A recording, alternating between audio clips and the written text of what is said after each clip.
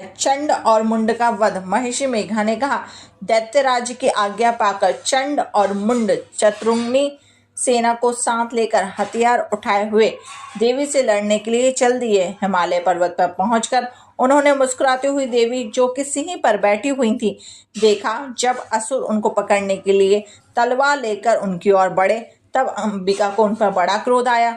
मारे क्रोध के उनका मुख काला पड़ गया, उनकी भ्रुकुटियां चढ़ गईं और उनके ललाट से अत्यंत भयंकर तथा अत्यंत विस्तृत मुख वाली लाल आंखों वाली काली प्रकट हुई, जो अपने हाथों में तलवार और पाश लिए हुए थी। वह विचित्र खड़ग धारण किए हुए थी तथा चीते के चर्म की साड़ी तथा नर मुंडलों की माला पहन रखी थी। उनका मांस सूखा हुआ था, शरीर केवल हड्डियों का ढांचा था, जो भयंकर शब्द से दिशाओं को पूर्ण कर रही थी। वे असुर सेना पर टूट पड़े, दैत्यों को भक्षण करने लगी।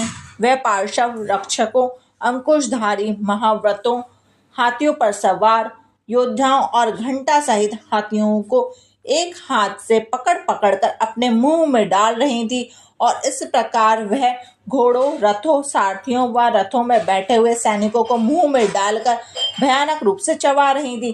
किसी के केश पकड़कर, किसी की गर्दन पकड़कर, किसी के पैरों से दबाकर, किसी दैत्य को छाती से मसलकर मार रही थी। वह दैत्य के छोड़े हुए बड़े बड़े अस्त्र और शस्त्रों को मुंह में पकड़कर क्रोध में भर उनको दांतों से पीस रही थी। उसने कई बड़े बड़े असुर भक्षण कर डाले, कितनों को रौद्र डाला, कितनी उसकी मार के मारे भाग गए, कितनों को उसने तलवार से मार डाला, कितनों को अपने दांतों से समाप्त कर दिया। ऐसे प्रकार से देवी ने क्षण भर में संपूर्ण दैत्य सेना को नष्ट कर दिया। यह देख महापराक्रमी चंड काली देवी की ओर लपका और मुंड ने भी देवी पर अपने भयानक बाणों की वर्षा आरंभ कर दी।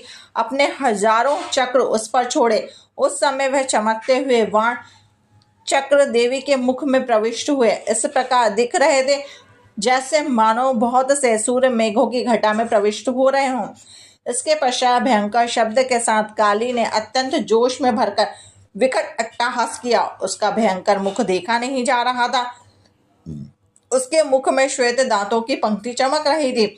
फिर उसने तलवार हाथ में लेकर हूँ शब्द कहकर चंड के ऊपर आक्रमण किया। उसके केश पकड़कर उसका सिर काट कर अलग कर दिया। चंड को मरा हुआ देखकर मुंड देवी की ओर लपका, परंतु देवी ने क्रोध में भरकर उसे भी अपनी तलवार से यमलोक पहुंचा दिया।